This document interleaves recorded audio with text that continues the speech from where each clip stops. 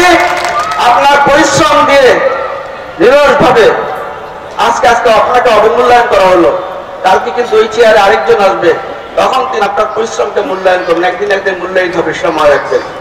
কিন্তু আজকে দেখেন সবাই স্বাধীনভাবে বসে আছেন, এদিক ওদিক টাকাটাকি করছেন যে ওইখানে কি পুলিশ ভাই আসতেছে কিনা, ধরে নিয়ে যাবে কিনা। 5 তারিখের আগের কথা চিন্তা করেন, কেমন ছিলেন? 5 তারিখ আগে কেমন ছিলেন? এখন একটু সাময়িক ভালো আছেন না? এই ভালো কি শেষ ভালো? আপনার দল ক্ষমতায় আসছে, তো ক্ষমতায় যদি না আসে তো আমাদের দীর্ঘস্থায়ী ভাবে জনগণের সাথে থাকতে হবে না? সেই কাজগুলি করবে তারেক রহমান একা? কে করবে? সেজন্য তিনি একটি সাম্য মানবিক সমাজ গঠন করার জন্য, এই বাংলাদেশকে সংস্কার করার জন্য 31 দফা দিয়েছেন। 31 দফা তো কেউ পড়েননি, বুঝছেন? 2-1 ছাড়া। তাহলে কিভাবে জনগণের কাছে যাবেন? প্রথম দফাটি কি বলতে পারেন? প্রথম দফাটি দীর্ঘ 17 বছর যারা আপনারা পরিশ্রম করছেন এবং জুলাই আগস্টের যে বিপ্লবে আমাদের যে ভাইরা মারা গিয়েছে, যাদের রক্তের বিনিময়ে যে কাঙ্ক্ষিত লক্ষ্যে পৌঁছানোর জন্য, সেটি প্রথম দফা দেশ সংস্কার, অর্থাৎ গণতান্ত্রিক অধিকার ফিরিয়ে আনা। বন্ধুরা, ভোটের অধিকার ফিরিয়ে আনা, এই যে প্রথম দফা। পঞ্চম দফাটা কি জানেন? বলতে পারবেন না। যেটা জনগণ হৃদয়ে নিয়েছে, সেই পঞ্চম দফাটি হলো যে ব্যক্তি প্রধানমন্ত্রী হবেন তিনি 2 বারের বেশি প্রধানমন্ত্রী থাকতে পারবেন না। কে দিয়েছেন? কার ভাবনা? জনাব তারেক রহমানের ভাবনা। উনি ক্ষমতায় চান না, জনগণের সঙ্গে থাকতে চান। এবং 14 নম্বর দফাটি সর্বস্তর আইনের শাসন প্রতিষ্ঠা করার জন্য। আমার দেশে গত শেখ হাসিনার আমলে কোন আইন ছিল? এখানে যারা বসে আছেন, আপনারা যারা বসে আছেন, সকলের নামে মামলা রয়েছে না? সকলের নামে মিথ্যা মামলা। আমার নামে 212টি মামলা দিয়েছিল, আল্লাহ বাঁচিয়ে রেখেছে, এখনো গুমও করেছিল। এই যে এখানে ছিল এটি পল্লবী থানা, 6 তলা উঠিয়ে রেখেছিল, 2 দিন প্রকাশ করেনি।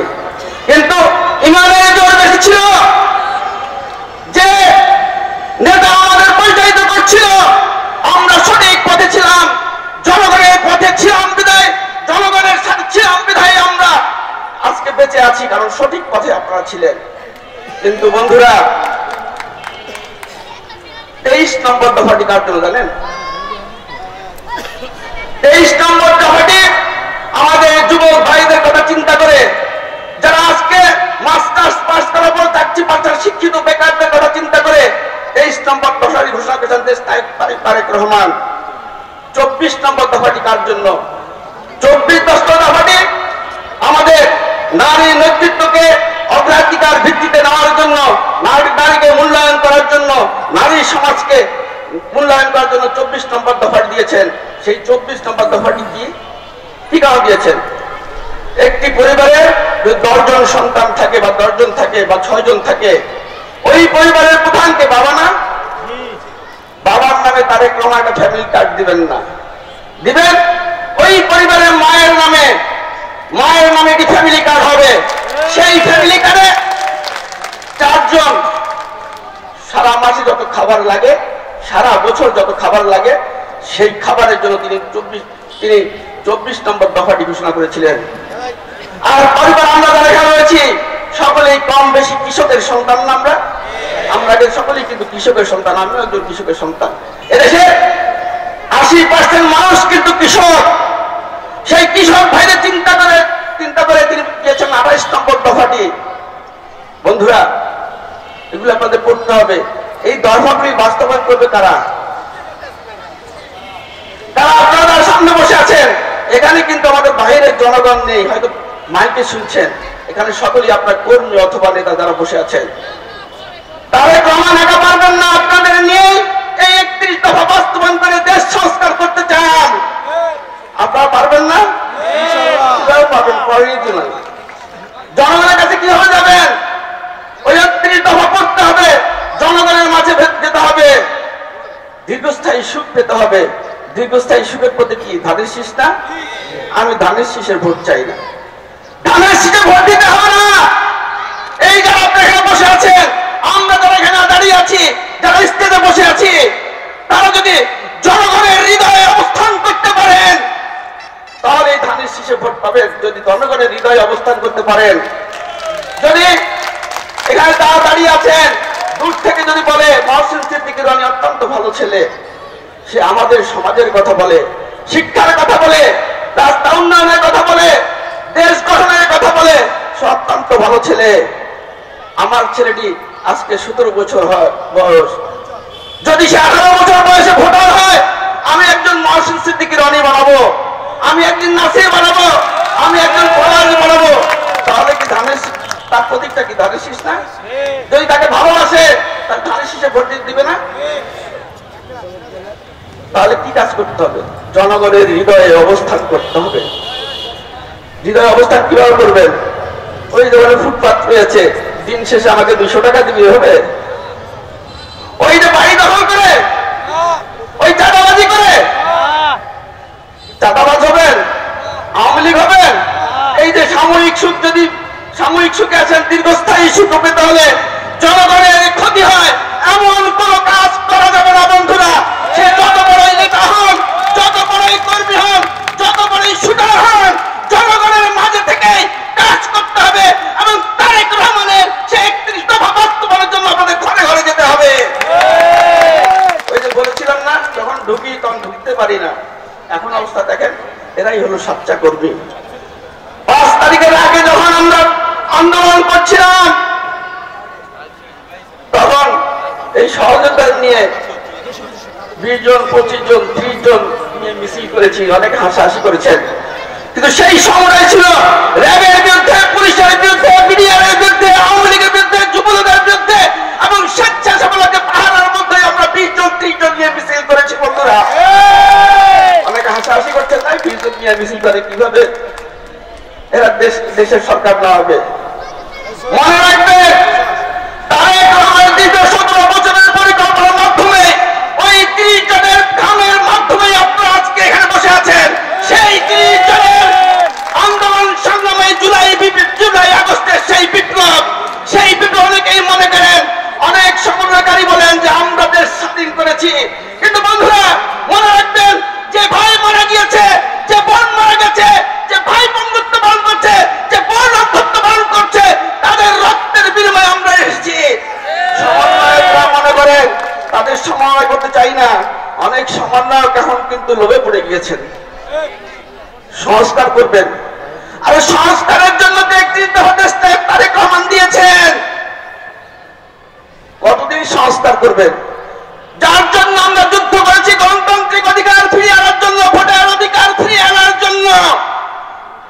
একটি নির্বাচন আমরা চাই না পিছনের দুয়ার দিয়ে ক্ষমতায় আসতে, আমার দল চায় না, জনাব তারেক রহমানও চায় না পিছনের দুয়ার দিয়ে আমরা ক্ষমতা আসতে চাই না।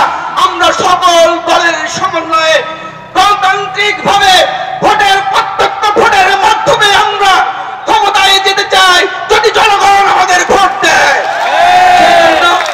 সীমান্তের অতন্ত্র প্রহরীর মতো আপনাদের থাকতে হবে, জনগণের কাছে মিশতে হবে। পথটা বড় কথা নয়। এখন শান্তিতে ঘরে ঘুমান না? ঘুমান? এখন কি সিসিটিভি লাগে? বা ওই রাস্তা দাঁড়িয়ে রাখতে হয়, দেখিস তো পুলিশ আসলে আমার খবর দিস ফোনে। শান্তিতে আছেন না? সেই শান্তিটা বজায় রাখার জন্য শহীদ প্রেসিডেন্ট জিয়াউর রহমান 19 দফা ঘোষণা করেছিলেন, ঠিক তেমনি 31 দফা দিয়েছেন দেশ নায়ক তারেক রহমান। বন্ধুরা সকলে ভুলে যান, এই দিন সেই দিন নয়। আওয়ামী লীগও মনে করেছিল সারা জীবন কি ভীষণ 2029 দিয়েছিল, তার ভীষণ এখন কোথায় একটু দেখেন। আল্লাহ তাআলা মহান রব্বুল আলামিন পাপের কর্ম কিন্তু ইহজগত কিছু দেন। আমার নেত্রী, আমার মা দেশ নেত্রী বেগম খালেদা জিয়া দীর্ঘদিনের সেই বাসস্থান ক্যান্টনমেন্টের বাড়ি থেকে এক কাপড়ে তিনি বিদায় করেছিলেন, চোখের পানি ফেলতে ফেলতে থার্ড গেট দিয়ে গেছিল। বন্ধুরা, সেই নতুন বাংলাদেশ গঠন মূল তালিকা শক্তি হলেন আপনারা। আমি প্রাউড ফিল করে আজকে যারা রয়েছেন সকলেই আমরা এস.এম. জাহাঙ্গীর এবং আমার হাতের সকলেই এখানে হাতের ছোঁয়া এরা এখানে নেতা কর্মী এখানে যারা রয়েছেন সকলেই আমার পরিচিত মুখ। হয়তো কি পেয়েছি পাইনি কি পাইনি, কিন্তু একটু মনে করি যেখানে যে একটু সম্মান পায় সেই সম্মানটা আমার জন্য যথেষ্ট। আমার জন্য পাঁচতলার বাড়ির প্রয়োজন নাই, BMW গাড়ির প্রয়োজন নাই। আপনি আমাদের সঙ্গে থাকতে চাই, জনগণের সাথে থাকতে চাই, আপনাদের যে কোনো সেবা আমার সাধ্য মতো থাকতে চাই বন্ধুরা। তাই আপনারা ঠিক সেই গুণে গুণান্বিত হয়ে শহীদ প্রেসিডেন্ট জিয়াউর রহমানের সেই কর্মকাণ্ডের যে ফল, সেই ফল নিয়ে কিন্তু আজকে বিএনপি নামক দলটি রয়েছে বন্ধুরা। আমাদের নেতা বলেছে না, টেক ব্যাক বাংলাদেশ। কেন বলেছেন? এর অর্থ উনি বুঝাতে চেয়েছেন শহীদ প্রেসিডেন্ট জিয়াউর রহমানের শাসন আমলের সেই বাংলাদেশ আমরা চাই, দেশনেত্রী বেগম খালেদা জিয়ার আমলের সেই বাংলাদেশ আমরা চাই।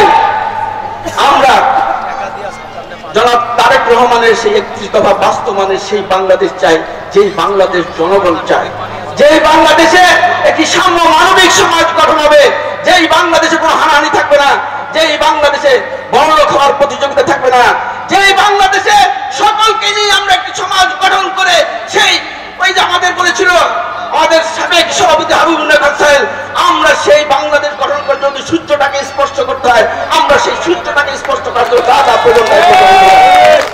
পরিশেষে আপনাদের সেই বন্দির কথা বলি। আমেরিকার 12তম প্রেসিডেন্ট আব্রাহাম লিঙ্কন এটি কথা বলেছিলেন, তিনি ইংলিশে বলেছেন, আমি বাংলায় বলি। তিনি বলেছিলেন যত তাড়াতাড়ি পেতে চাও তত তাড়াতাড়ি হেরে যাবে, যত ধৈর্য ধারণ করবে ততই আগেই তুমি জিতে যাবে। বন্ধুরা, আবার ফ্রান্সের দার্শনিক যে আর্নেস্ট বলেছিল যে জাহাজ তৈরি করে শ্রমিককে উঠায়ও না, তুমি সমুদ্রের আবার সম্ভাবনার কথা বলো, ওই সমুদ্রে কি কি রয়েছে সেটার কথা বলো, ওই শ্রমিকরা আহরণ করার জন্য যা যা প্রয়োজন সেটা তৈরি করে সেখানে যাবে। অতএব আমরা জাহাজ তৈরি করতে চাই না, বাংলাদেশের অপর সম্ভাবনার কথা বলতে চাই, বাংলাদেশের আগামী দিনের উন্নয়নের কথা বলতে চাই, যেই উন্নয়নের কারিগর আপনারা কিভাবে করবেন সেটা আপনি নিজেই তৈরি করবেন বন্ধুরা। আর কমিটির কথা চিন্তা করেন, মনে রাখবেন সর্বোচ্চ সুখ আপনি পেয়েছেন, এখন ছেলে মেয়ের সঙ্গে ঘুমাতে পারছেন, মাকে মা বলে ডাকতে পারছেন। যখন জেলখানায় ছিল নিজের মায়ের কবরে জানাজায় যেতে পারি নাই, অনেক ভাইকে দেখেছি হাত করা পরে বাবার কারণে জানাজায় গিয়েছে বন্ধুরা। সেই পিছনের দিনগুলি ভুলে যাবেন না, যেদিন আমার সামনে মুকবুল আমার সভাপতি এস.এম. জিলানীকে বাঁচানোর জন্য নিজের তত্ত্ব বুলেট পেতে নিয়ে মৃত্যুবরণ করছে, সেই মুকবুলের কথা ভুলে যাবেন না বন্ধুরা। আপনারা ভুলে গিয়েছেন পল্লবীর সেই আসিফের কথা, নিজের রক্তের বিনিময়ে বাংলাদেশ নতুন বাংলাদেশ চেয়েছিলেন। ওই যে রংপুরের আবু সায়েদ হাত উঠিয়ে বারবার বাঁচার চেষ্টা করেছিল, কিন্তু ওই ঘাতকরা কিন্তু তাকে বাঁচতে দেয়নি, তার সামনে সম্মুখে তাকে গুলি করে মৃত্যুবরণ করেছে বন্ধুরা। ভুলে গিয়েছেন যে ছেলেটি ফেরিয়ালার মতো পানি লাগবে ভাই পানি, সেই মুগ্ধের কথা। যদি আপনারা বেইমানি করেন, চাঁদাবাজি করেন, তাদের সঙ্গে বেইমানি করলেন, তাদের কবরের সাথে বেইমানি করলেন বন্ধুরা। অনেকেই স্লোগান দেন, অমুক ভাই এগিয়ে চলো আমি আছি তোমার সাথে, অমুক ভাই এগিয়ে চলো আমি আছি তোমার সাথে। ওই ভাইয়ের প্রতীকটা কিন্তু ধানের শীষ। যদি আপনার কর্মকাণ্ডের মাধ্যমে জনগণ আপনাকে বিরূপ করে নেয়, আপনাকে ভালো না বাসে, তাহলে অমুক ভাই এগিয়ে চলো লাভ নাই, অমুক ভাইয়ের ভরাডুবি হয় বন্ধুরা। মনে রাখবেন সামনের নির্বাচন অত্যন্ত কঠিন নির্বাচন, সেই নির্বাচনে ধর্ম নির্বিশেষে আপনার প্রত্যক্ষ ভোটের মাধ্যমে আগামী দিনের সরকার গঠন হবে, যেই সরকার জনগণ গ্রহণ করবে, যেই হোক। আমরা চাই নতুন বাংলাদেশ, নতুন সূর্য, সেই প্রত্যয় হবে। বাংলাদেশ জিন্দাবাদ, জাতীয় দল জিন্দাবাদ, স্বেচ্ছাসেবক দল জিন্দাবাদ, দেশনেত্রী বেগম খালেদা জিয়া দীর্ঘজীবী হোক, শহীদ প্রেসিডেন্ট জিয়াউর রহমান হোক, আমাদের সকলের মনে মহান প্রিয় নেতা তারেক রহমান। ধন্যবাদ পল্লবী থানার সকল সহযোগিতাকে। আসসালামু আলাইকুম।